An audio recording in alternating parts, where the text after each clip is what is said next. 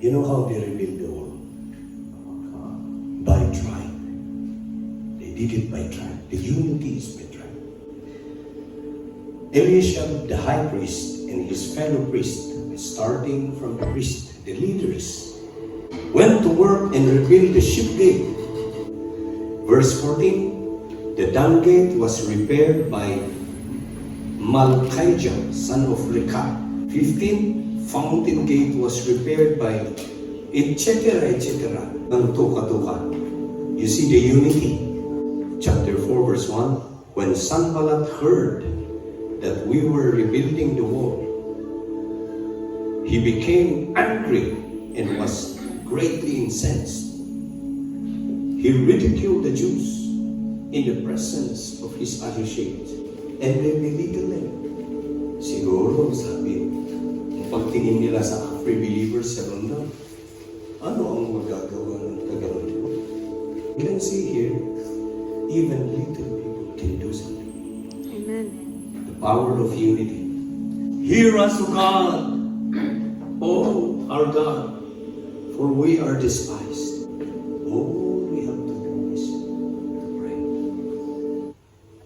The real unity starts with prayer and a burden. Amen? But sometimes in building the wall, in doing this, we also get tired. Even if we are not being stopped by other people. Ang kaaway, it battles in the mind. But Sanballat, Tobiah, the Arabs, the Ammonites, and the men of Ptr heard that the repairs of Jerusalem's wall had gone ahead and that the gaps were being closed. They were very angry. You know, the devil is angry when we do the work. And then, itong Tobiah na to, yung ang oppositionist. And sometimes, yung mga discourager natin, may connection din sa atin. And be careful. Be careful of Tobiah and Sanballat. Because they creep into the church and discourage us. Huwag ka nang tutulong dyan. We need to guard our minds too. So that the enemy cannot come in. Because even the church, mga kapatid, kung hindi tayo mag-ingat, the enemy will come into your mind and say, ayan na naman. Hihingi na naman si Ptr Mel ng pera ninyo. Verse 10. Meanwhile, the people in Judah said, the strength of the laborers is giving out. Hallelujah. Amen. Maban-banuga, nagiti Tagalog daw. Tika pa fundraise. This because it relates to us. Can you imagine, nung kaslatirik na yun, na kaslakay nung salon, ay mas kakaro kada kami. Even I feel it the same too because I blessed my 1.5 year. But we have to live by faith. Amen? The strength of the laborers is giving up. I remember when we are doing the church in Baguio, the bishop asked Pastor Richard to donate the land, 500 square meter. And Pastor Richard said, yeah, give it to the church. So he announced it in Lions Club. We have now a church building, sabi ni Bishop. And he said, I am starting our church building. I am giving 10,000. That's all the money I got. The 10,000 during the 1990s is very big. All of us workers, pastors have pledged also. All the members have pledged for the first time. Everybody pledged. But the foundation is not finished. And all our pledge is gone. Ubus ang pundo. In Lions Club, parang sawa na ang mga tao sa exhortation sa opening sa church building. Every Sunday, they always keep hearing church building. And we too, when we were digging the foundation, sige, kontra-kontrata. Because not all are coming to work. Me and Pastor Doming, we dug this foundation of one post. The other workers, and lots of posts. We finished that and we moved to another foundation. But time came when we were very, very tired. Just after eating, you were sleeping already. And I remember also the youth help.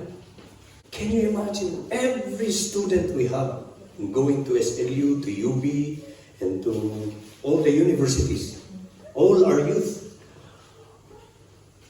Ang nilalaman, what is in their bag is opium. They go to college, the university, they sell opium. When they come to the Bible studies after school, they give to their in charge, and they ask the administration, how much is one span? You know, for example, this one, this one post, that is 15,000. The architect said, okay, they're a target. They sell opium and reach 15,000. That's why our church building in New Lukban was finished without any utang. Everybody worked. It's good for the Philippines for that because they can. But here, we cannot work. The building is already made. This one, they are very tired. Laborers are giving up. Sometimes, it's easier to give up. Alam niyo kung tutuusin lang. Sino ba tayo? Bakit pa tayo bibili ng building?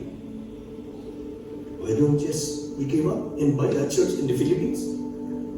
Eh kung ibili natin yung 150,000, 130,000 pounds sa Pilipinas, siguro napakalaking building yun.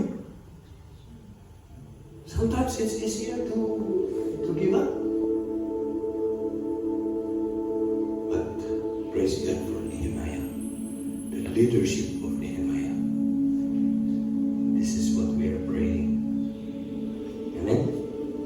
Kung minsan, the very people that will give discouragement to us are the very people who go down spiritually. Then the Jews who lived near came and told us 10 times over, wherever we turn, they will attack us. Oh, there is danger. Therefore, I stationed some of the people behind to the lowest point of the wall, at the exposed places, posting them by families with their swords and spears and bows. Wow. Don't be afraid of them. This is the message today. Cheer up, brothers and sisters. God is with us. Amen? When our enemies heard that we were aware of their plot and that God had frustrated it, we all returned to the wall, each to his own work. From that day on, half of my men did the work, while other half were equipped with spears, shield, and bows and armor. This we need to apply today. It's urgent. We need to guard our minds. We need to guard our hearts until the work is done. Then I said to the nobles and officials and the rest of the people, the work is extensive and spread out, and we are widely separated. Whenever you hear the sound of trumpet, join us there. Our God will fight for us. When they sound the trumpet, that means danger is there. You join us there and we'll fight together. So they continued the work with half of men holding spears from the first light of dawn till the stars came out. Look at this. Neither I, nor my brothers, nor my men, nor the guards with me took off their clothes. Each had his weapon, even when he went for water. So nobody cared about what you feel, about what you look. You're focused on the work. So today, we have the grace of God. We are supposed to end up a deal on Monday, this coming Monday, for another house that we're getting in Lotto. Because we remortgage, they told us to remortgage it by to let. So it's supposed to be a big blessing for us, for the church. But because of this Waltham storm, that it's now urgently been put into market, I decided to cancel that. Because I want to prioritize the house of God. I was asking the mortgage broker, the financial advisor, what if we channel the fund of the pastoral house to the church? Can we do that? Oh, no, you cannot do that. You know the reason why I have to cancel that? We have to give priority. Because it appears na inuuna natin ang sarili natin kaysa yung house ng Panginoon. You understand? Today I give you the situation. We have more than 130,000. The price in the market is 550,000. If the bank will lend to church, they have to require minimum of 30 to 40% down payment. We need 220. 85,000 more for the down payment. So that is now that is what we are put into. I am announcing it to you so that we as a church will pray about that. So today we are to raise that money. Once we started, we keep moving on. Amen? Tulong-tulong yan. And the good news is, they were able to finish it. And when they sealed it, there was victory. You see the completion of the word, chapter 6, verse 15. Can you imagine the wall of Jerusalem? Nehemiah's wall was completed in 52 days. When all our enemies heard about this, all the surrounding nations were afraid and lost their confidence because they realized that this work had been done with the help of our God. Amen. Amen? Amen. I believe, not by might, nor by power. If we only see our makakaya natin, pwedeng masabihin natin, anong pera natin? Pwedeng sabihin natin, kunti lang naman ang sahod natin. We have our God to help us. We just do what we can. Amen? Of course, the best that we can. Amen? And I believe it is an opportunity to be blessed by God. So, all we need to do is to work together in unity. Whatever we can do, every little helps. You know why Tesco is very powerful today? Every little helps. So it works in 3 believers. Let's do anything we can do. Amen? I appreciate those of you who have been pledging in the past. Thank you for that. And at least we were able to raise 130. But now kulang ka. Anong gagawin natin? Let's do something again. Amen? Kahit na parang tired na mag-pledge. Ano pa ang gagawin natin? Alangan na. For me, I can't afford to see the Muslim violent. So today, we're in a race of time.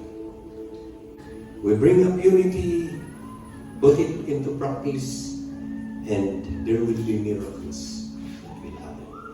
Amen? May the Lord bless you all.